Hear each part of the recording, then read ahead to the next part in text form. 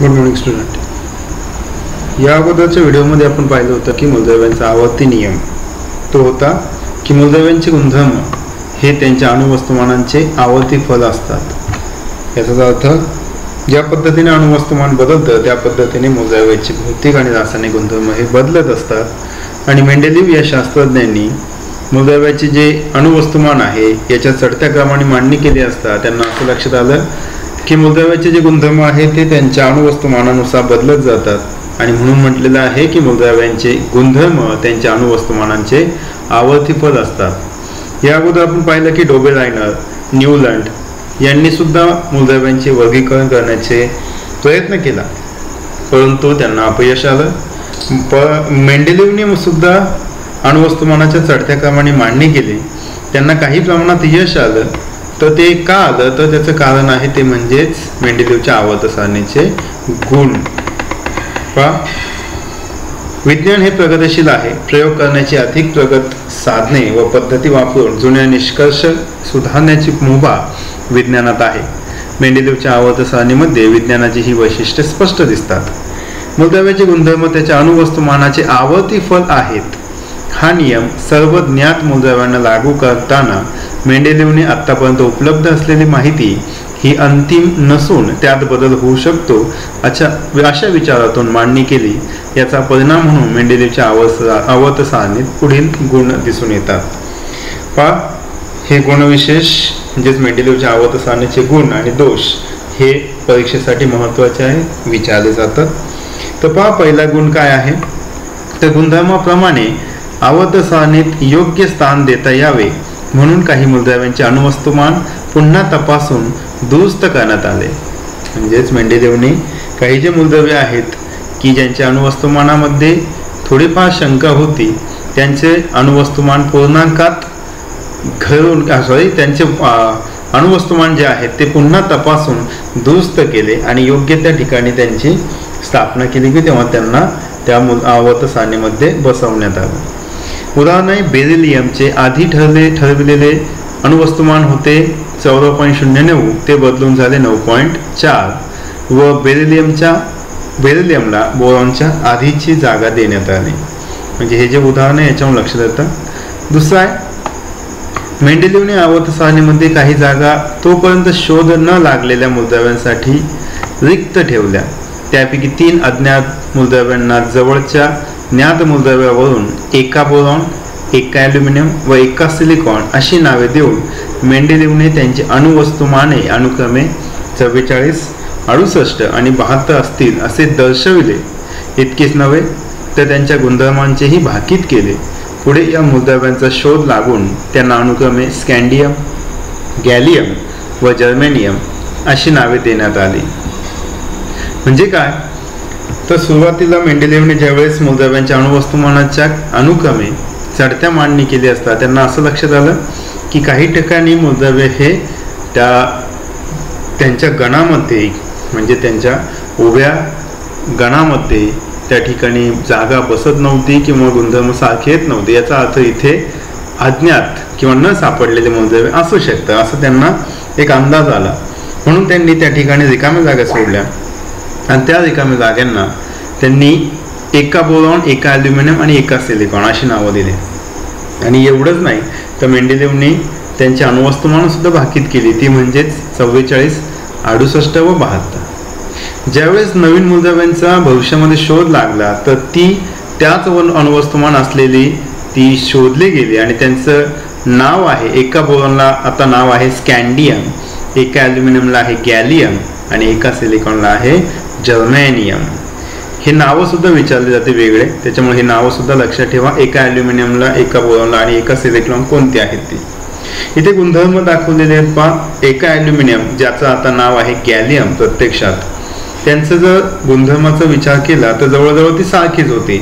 जी मेंडेलीवने भाकीत केलं म्हणजेच सांगितलं तेच भविष्यात खरं ठरलं. थोड्याफार प्रमाणात बदल दिसतो. इथे पण अणुवस्तुमान 68 आणि प्रत्यक्ष गॅलियमचा आहे 69.7, घनता आहे 5.9 आणि गॅलियमचा आहे 5.94. द्रवणांक दोघांचाही कमी इथे 30.2 आहे. क्लोराईडचे सूत्र म्हणजेच क्लोराईड बरोबर ॲल्युमिनियम कसा तयार होईल तर ECl3 आणि प्रत्यक्षात गॅलियम सुद्धा त्याच पद्धतीने संयुग तयार करतो GaCl3. ऑक्साईडचे सूत्र होतं E2O3 आणि प्रत्यक्षात गॅलियमचं सुद्धा तेच आहे Ga2O3. ऑक्साईडचं स्वरूप हे उभयधर्मी आहे. दोन्हीही उभयधर्मी म्हणजे काय, आम्ल किंवा आम्लारी या दोन्हीही पद्धतीत ते दाखवत नाही, म्हणून त्याला उभयधर्मी म्हणतात. ठीक आहे. हा चार्ट मात्र लिहू नका, आपल्याला फक्त गुण लिहायचे. हे चार्ट मात्र नोट्स लिहिताना लिहू नका. ठीक आहे.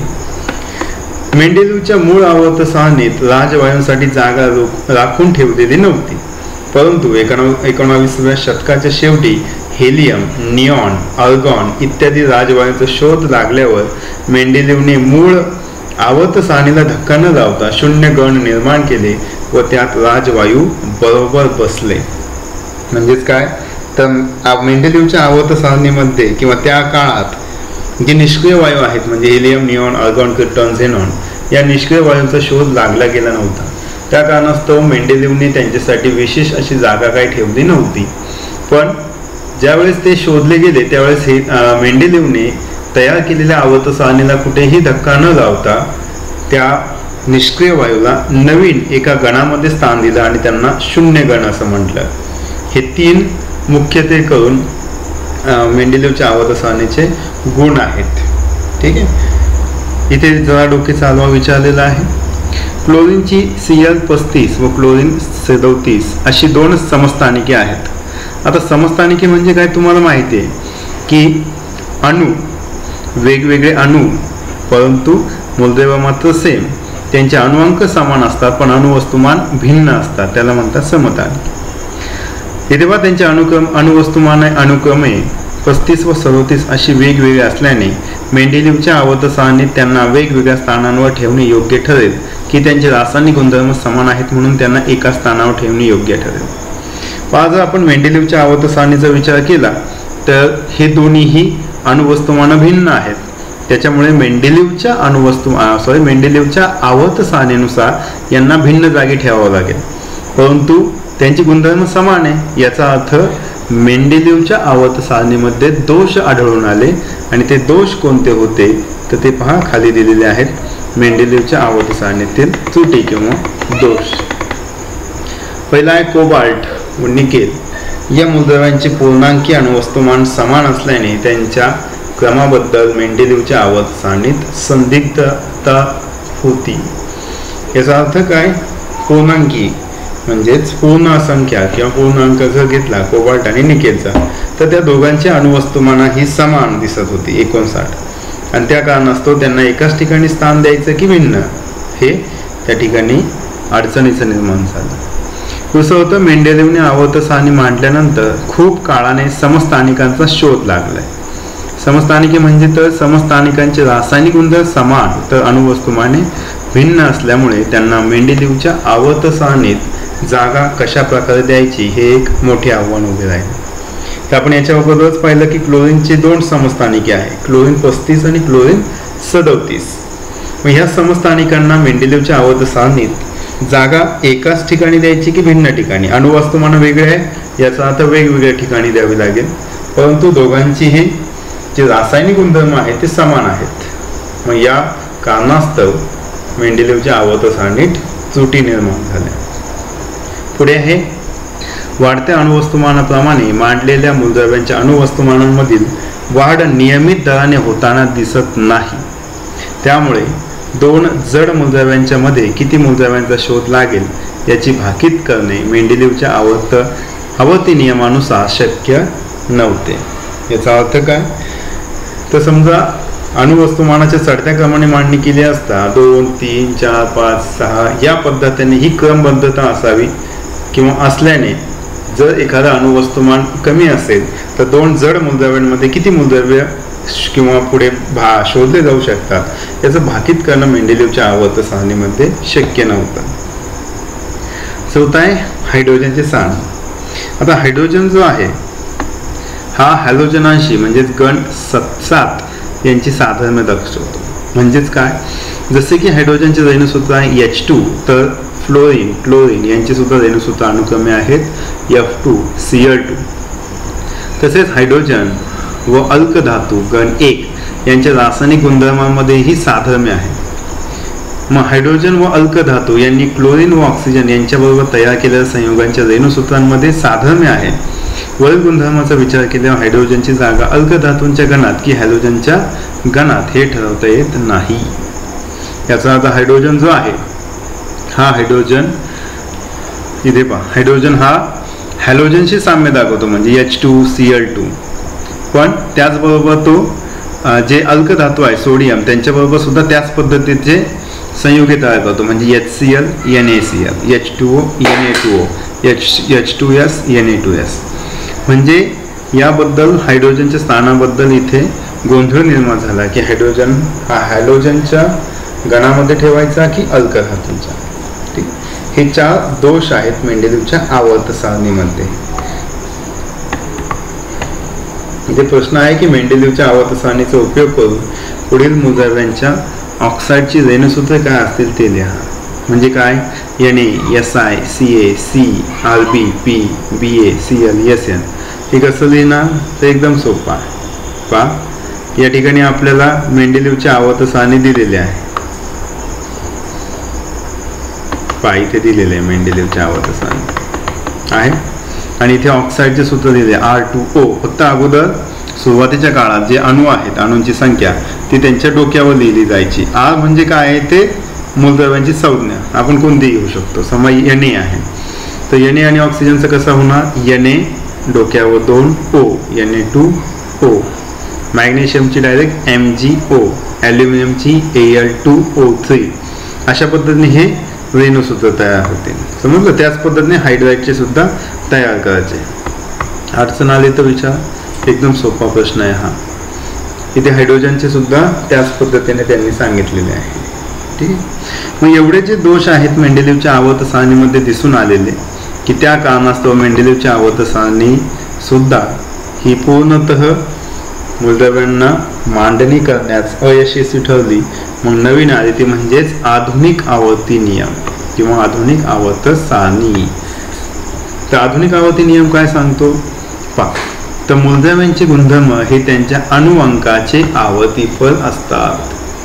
वाक्य ऐकल्यासारखं वाटत असेल, कारण मेंडेलीवचा आवर्ती नियम सुद्धा हाच आहे की मूलद्रव्यांचे गुणधर्म हे त्यांच्या अणुवस्तुमानाचे आवर्तीफल असतात. मेंडेलीवमध्ये अणुवस्तुमान आहे, आधुनिक आवर्त सारणीमध्ये अणुअंक आहे. हा फरक लक्षात ठेवा. तर आधुनिक आवर्ती नियम आहे मूलद्रव्यांचे गुणधर्म हे त्यांच्या अणुअंकाचे आवर्तीफल असतात. याचा अर्थ ज्या पद्धतीने अणुअंक बदलेल त्या पद्धतीने मूलद्रव्यांचे गुणधर्म सुद्धा बदलत जातात. पहा, मेंडेलीवने आवर्त सारणी मांडली तेव्हा विज्ञान जगतात अणूच्या अंतरंगाविषयी माहिती नव्हती. इलेक्ट्रॉनचा शोध लागल्यावर अणूमधील इलेक्ट्रॉनांची संख्या व अणुअंक यांच्यातील संबंधाचा वेध वैज्ञानिक घेऊ लागले. मेंडेलीवच्या आवर्त सारणीत अणुअंक हा केवळ मूलद्रव्यांच्या क्रमदर्शक अंक होता. पण सन 1913 मध्ये इंग्लिश वैज्ञानिक हेनरी मोझले यांनी एक्स-रे नलिका वापरून केलेल्या प्रयोगांनी दाखवून दिले की मूलद्रव्याचा अणुअंक म्हणजेच त्या मूलद्रव्याच्या अणुकेंद्रकावरील धनप्रभार अथवा त्याची प्रोटॉन संख्या होय. मोझलेने अनेक मूलद्रव्यांचे अणुअंक प्रयोगांनी निश्चित केले. त्यामुळे अणुवस्तुमानापेक्षा मूलद्रव्यांचा अधिक मूलभूत गुणधर्म अणुअंक आहे हे लक्षात आले व त्यानुसार मेंडेलीवच्या आवर्ती नियमात बदल करून आधुनिक आवर्ती नियम मांडला गेला. म्हणजे काय तर मोझले, हेनरी मोझले यांनी एक्स-रे ट्यूबच्या साहाय्याने, एक्स-रे नलिकेच्या साहाय्याने अणुअंक शोधून काढला. अणुअंक म्हणजे तरी काय की मूलद्रव्याच्या केंद्रामध्ये जे प्रोटॉन आहेत, जे धनप्रभार आहे त्यांच्या संख्येला अणुअंक म्हटले. मग अणुअंक हा त्या मूलद्रव्याचा मूलभूत गुणधर्म आहे किंवा त्यानुसार अणुअंकानुसार मूलभूत गुणधर्म बदलतो. म्हणून आधुनिक आवर्त सारणीचा जो नियम आहे तो झाला की मूलद्रव्यांचे गुणधर्म कोणतेही भौतिक आणि रासायनिक मूलद्रव्यांचे गुणधर्म हे त्यांच्या अणुअंकाचे आवर्तीफल असतात. पुढे पहा, आधुनिक आवर्त सारणी आणि आवर्त सारणीचे दीर्घरूप. मूलद्रव्यांची मांडणी त्यांच्या अणुअंकाच्या चढत्या क्रमाने केल्यावर मूलद्रव्यांचे जे वर्गीकरण मिळते ते म्हणजे आधुनिक आवर्त सारणी. पहा, अगोदर जे 3 शास्त्रज्ञ होऊन गेले त्याच्यामध्ये होते डोबेरायनर, न्यूलंड आणि मेंडेलीव। या तिघांनीही जी मांडणी केली ती अणुवस्तुमानाच्या चढत्या क्रमाने केलेली दिसून येते। पण या ठिकाणी आधुनिक आवर्त सारणीमध्ये मात्र मूलद्रव्य जे आहेत ते त्यांच्या अणुअंकाच्या चढत्या क्रमाने मांडणी केलेली दिसून येते आणि म्हणून तिला म्हटलेले आधुनिक आवर्त सारणी। पुढे पहा, अणुअंक आधारभूत धरून तयार झालेल्या आधुनिक आवर्त सारणीमुळे मूलद्रव्यांच्या गुणधर्मांची भाकीत अधिक अचूकपणे करता येते। आधुनिक आवर्त सारणीलाच आवर्त सारणीचे दीर्घ रूप म्हणतात। म्हणजे आधुनिक आवर्त सारणी जी आहे तिलाच आधुनिक आवर्त सारणीचे दीर्घ रूप म्हणजे तीच व्यवस्थित मोकळ्या ह्याच्यात लिहिलेली दिसून येते। आधुनिक आवर्त सारणीमध्ये मूलद्रव्यांची मांडणी त्यांच्या अणुअंक झेड नुसार केलेली आहे। आता झेड हा चिन्ह आहे कॅपिटल, म्हणजे अणुअंक जे आहेत त्यांच्या चढत्या क्रमाने ही मांडणी केलेली आहे। त्यामुळे मेंडेलीवच्या आवर्त सारणीतील बऱ्याचशा त्रुटी आधुनिक आवर्त सारणीत नाहीशा झालेल्या दिसतात। मात्र हायड्रोजनच्या स्थानाविषयीचा संदेह आधुनिक आवर्त सारणीमध्येही तसाच राहिला किंवा दूर होत नाही। हायड्रोजन जे आहेत की हायड्रोजन हा हायड्रोजनशी साधर्म्य दाखवतो, अल्कधातूशी साधर्म्य दाखवतो, त्याच्यामुळे त्यांना कोणत्या गणात ठेवायचं याची जी काही गोंधळ आहे तो आधुनिक आवर्त सारणीमध्ये सुद्धा सुटलेला आपल्याला दिसत नाही। आपण मागील इयत्तांमध्ये पाहिले आहे की अणूमधील इलेक्ट्रॉन हे केंद्रकाभोवतीच्या कवचांमध्ये ज्या प्रकारे वितरित केलेले असतात ते इलेक्ट्रॉन स्वरूपण त्यांच्या एकूण संख्येवरून ठरते आणि अणूमधील इलेक्ट्रॉनांची एकूण संख्या ही अणु अंका इतकीच असते। मूलद्रव्याचा अणुअंक व त्याचे इलेक्ट्रॉन स्वरूपण दिसून येते। स्वरूपण यांच्यातील संबंध आधुनिक आवर्त सारणीमध्ये स्पष्ट दिसून येतो। याचा अर्थ काय, तर आपण इलेक्ट्रॉन स्वरूपण म्हणजे काय, तर मूलद्रव्याच्या अणूमध्ये असलेले जे इलेक्ट्रॉन आहेत ते वेगवेगळ्या कक्षेमध्ये विभागले गेलेले असतात, त्याला आपण म्हणतो इलेक्ट्रॉन स्वरूपण। मग अणुअंकामध्ये किंवा अणुअंक म्हणजेच काय, तर जेवढे इलेक्ट्रॉन त्या कक्षेमध्ये आहे किंवा त्या अणूमध्ये आहे त्याला आपण अणुअंकही म्हणतो आणि त्याच्यावरूनच इलेक्ट्रॉन स्वरूपण लिहिलं जातं आणि या इलेक्ट्रॉन स्वरूपणाच्या आधारेच आवर्त सारणीमध्ये मूलद्रव्यांची मांडणी केलेली आपल्याला दिसून येते। या ठिकाणी प्रश्न आहे थोडेसे जरा डोके चालवायचे, त्याचे उत्तर शोधू आपण। पहा, कोबाल्ट 59 व निकेल 59 पहा दोघांचे अणुवस्तुमान सारखे यांच्या स्थानांसंदर्भात मेंडेलीवच्या आवर्त सारणीत असलेला प्रश्न आधुनिक आवर्त सारणीत कसा सुटला। तर पहा, कोबाल्ट आणि निकेल यांचे दोघांचे अणुवस्तुमान सारखे आहेत, परंतु त्यांचा जर अणुअंक पाहिला तर तो भिन्न आहे। आपण पाहू अणुअंक किती आहे। पहा इथे कोबाल्ट आणि निकेल पहा, इथे पहा कोबाल्टचा आहे 27 आणि निकेलचा आहे 28, म्हणजे दोघांचे अणुअंक भिन्न आहेत। अणुवस्तुमान सारखे आहेत 58.933 58.739, पण पूर्णांकात घेतले तर दोघांचे 59 होतात, ठीक आहे। पण दोघांचे अणुअंक भिन्न आहेत 27 आणि 28। मग आधुनिक आवर्त सारणीमध्ये जी मांडणी केली गेली ती कशाच्या आधारे आहे, मूलद्रव्याच्या अणुअंकाच्या सहाय्याने, त्याच्यामुळे हा प्रश्न या ठिकाणी सुटलेला आपल्याला दिसतो। दुसरा प्रश्न पहा, क्लोरीन 35 व क्लोरीन 37 म्हणजे यांचे अणुअंक आहे 17, एका क्लोरीनचा अणुवस्तुमान आहे 35, दुसऱ्या क्लोरीनचा आहे 37, ही दोन्ही समस्थानिके आहे। या समस्थानिकांची जागा आधुनिक आवर्त सारणीत कशा प्रकारे निश्चित झाली। आता आधुनिक आवर्त सारणीमध्ये मूलद्रव्यांचे जे किंवा मूलद्रव्य जे आहेत ते अणुअंकाच्या चढत्या क्रमाने मांडणी केलेली आहे। आता या दोघांचे जर समस्थानिकांचा आपण अणुअंक पाहिले तर 17 आणि 17 म्हणजे दोघांचे सेम आहेत, सारखेच आहेत। याचा अर्थ यांना आधुनिक आवर्त सारणीमध्ये एकाच ठिकाणी स्थान दिलं गेलं आहे। पुढे आहे क्रोमियम 52 व मॅंगनीज 55, या दोन मूलद्रव्यांच्या दरम्यान 53 किंवा 54 अणुवस्तुमान असलेले मूलद्रव्य असू शकेल का। आता या ठिकाणी अणुअंक दिलेले 24 आणि 25, क्रोमियमचा 24 आणि मॅंगनीजचा 25। आता तुम्हीच सांगा की अणुअंक नुसार मांडणी केली गेली तर 24 नंतर 25 येतो, तर मध्ये असेल का, नाही। या ठिकाणी कोणत्याही प्रकार मूलद्रव्य नाही, कारण आधुनिक आवर्त सारणीमध्ये मूलद्रव्यांच्या अणुअंकाच्या चढत्या क्रमाने मांडणी केली, त्याच्यामुळे 24 नंतर 25 येतो आणि इथे दोघांमध्ये कोणत्याही प्रकारचे मूलद्रव्य नसणार आहे। आणखीन एक आहे, आधुनिक आवर्त सारणीत हायड्रोजनला कोठे ठेवावे असे तुम्हाला वाटते? हॅलोजनच्या गण 17 मध्ये की अल्कधातूंच्या गण 1 मध्ये? आधुनिक आवर्त सारणीमध्ये पुन्हा तोच प्रश्न आहे की हायड्रोजन हा अल्कधातू म्हणजेच गण 1 मध्ये साधर्म्य दाखवतो, कारण हायड्रोजनचा जर आपण अणुअंक पाहिला तर 1 आहे, तो पहिल्या गणात येणं शक्य आहे. त्याच पद्धतीने तो हॅलोजन 17, पण 17 मध्ये काय अडचण येते की गण 17 जे पुढे गेल्यानंतर आपण मुद्दे पाहणार आहोत की गण 17 म्हटल्यानंतर त्यांचं इलेक्ट्रॉन स्वरूपण जर लिहिलं तर शेवटच्या कक्षेमध्ये 7 इलेक्ट्रॉन येतात. याचा अर्थ हायड्रोजनला आपण 17 किंवा शेवटच्या म्हणजे जवळजवळ हॅलोजनच्या गणामध्ये ठेवणं थोडंसं अशक्य वाटतं, कारण हायड्रोजन हा अल्कधातूशी जास्त साधर्म्य दाखवतो. ठीक आहे. आता पुढचं आहे आधुनिक आवर्त सारणीची रचना, ते आपण पुढील तासाला पाहू, म्हणजे आणखीन स्पष्ट होईल.